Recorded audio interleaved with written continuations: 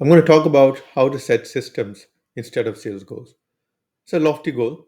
Let's talk about something that we all have struggled with chasing sales goals. Every quarter, we set new sights, we push hard, and some months we win, others we just fall short. And the cycle, sorry to say this, but it's just stress, inconsistency, burnout happens every time, right?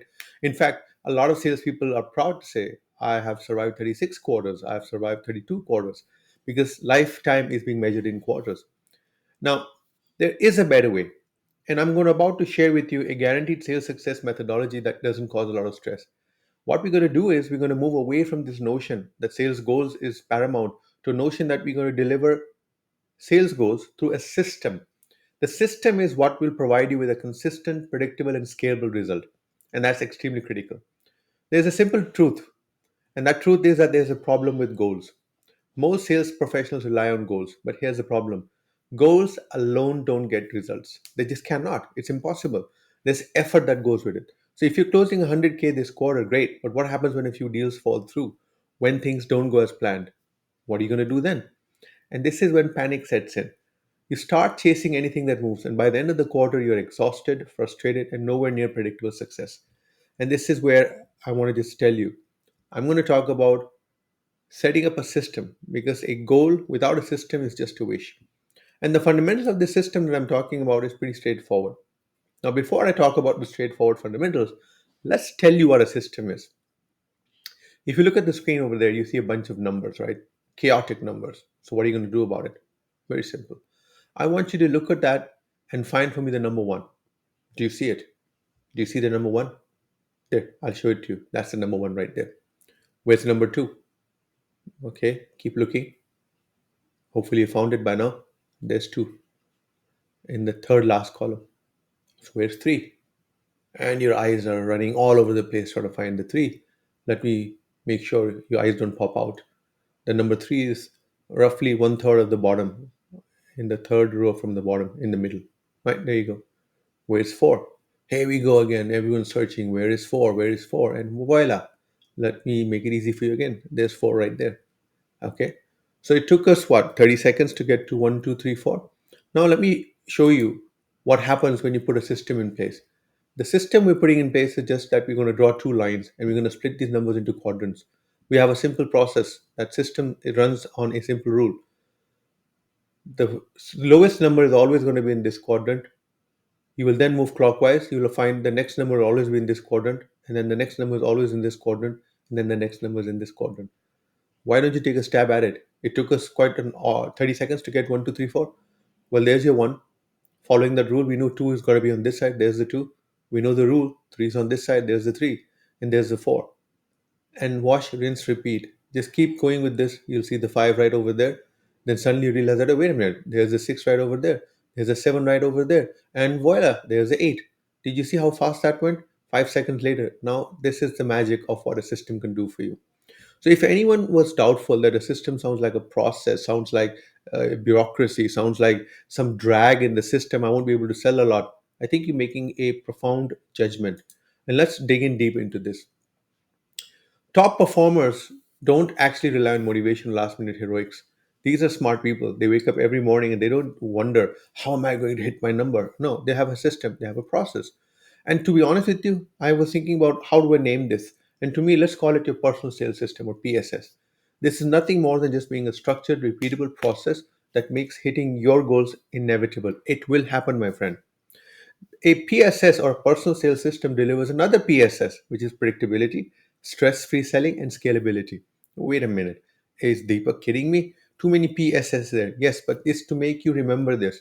If you have your personal sales system, that personal sales system will deliver you predictability, stress, and scalability, which is PSS. Do PSS to get PSS. Now, to make it even more fundamentally simple, I've actually developed a five pillar personal sales system. This personal sales system actually gives you the ability to get an insurance policy that you will execute the right actions every single day. Here's what this looks like. So, the SPARE stands for nothing more than structure and tracking, which is the reality that sales is not magic, it's mathematics. If you track the right action, success follows. Process over outcome is the P. Forget chasing deals. Follow process and the deals chase you. Accountability is extremely critical. No more, let's touch base later, clear next steps, and you drive real progress. Refinement and adjustments is a reality. Sales is a game of inches. Small tweaks mean big wins. Work on that. And the last one, which is my personal favorite, is empowered habits. Motivation fades with time. That's just how it is. Systems stay, and systems build habits that will guarantee success. So you need to work on that.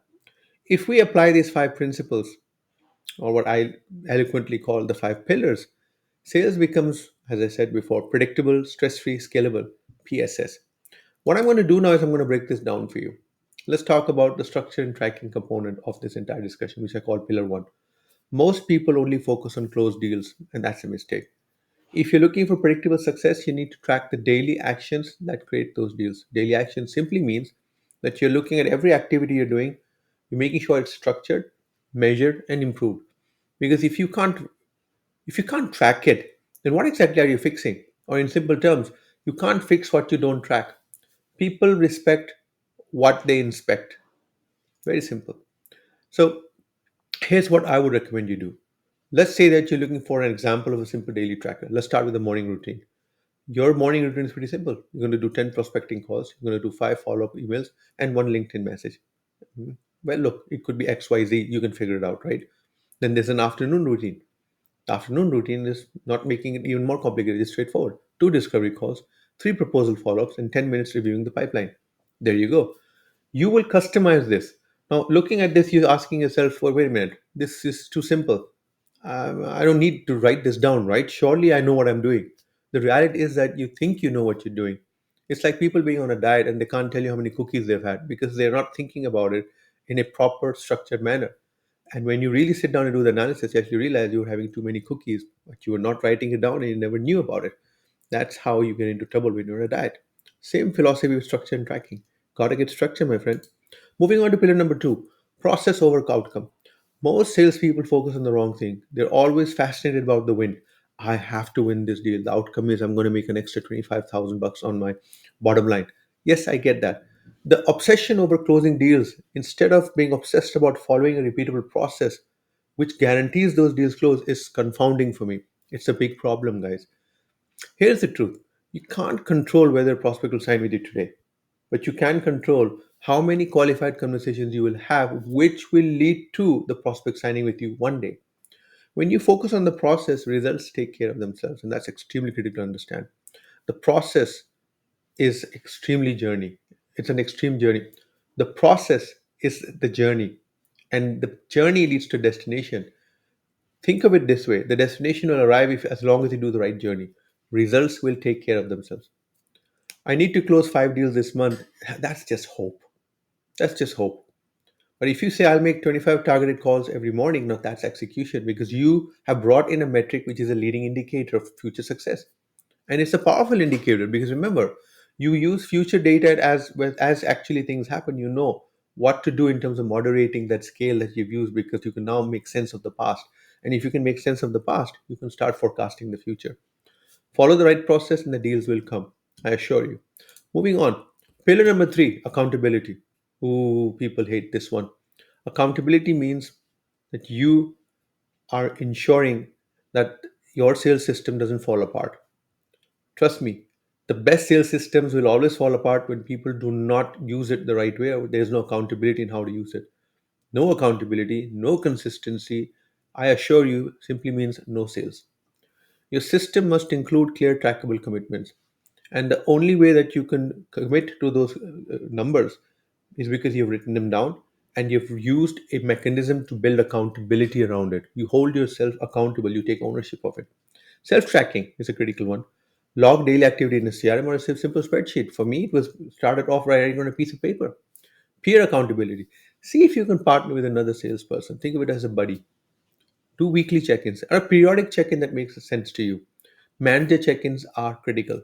In this day and age, the role of a manager is extremely critical. The role of a manager is to bridge your self worth, how you feel about yourself, with the external reality of what the sales environment looks like.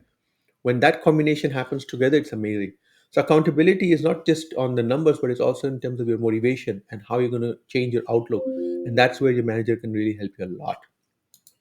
Pillar four, refinements and adjustments. As you get feedback on what's happening around you, this is one of the most critical adjustments or mechanism that you can use to adjust. A sales system is not set in stone. It needs constant refinement. Because to be honest with you, the moment you stop, your results will plateau. That's just how the sales game happens. If you take a break, you will feel that impact. You can also use that as a leading indicator. The volume of work you do today is going to show you the white space that's going to come in the future. And that drives a lot of people nuts, frankly, knowing that there's a gap coming. Why? Because a good salesperson knows his work today or the lack of work today is going to reveal something in the future. And should be worrying for everyone. Example of a monthly review that you need to do, and that's my recommendation. Choose your periodicity, whatever works for you. Monthly works for me. Did I make enough calls? Was I targeting the right prospects?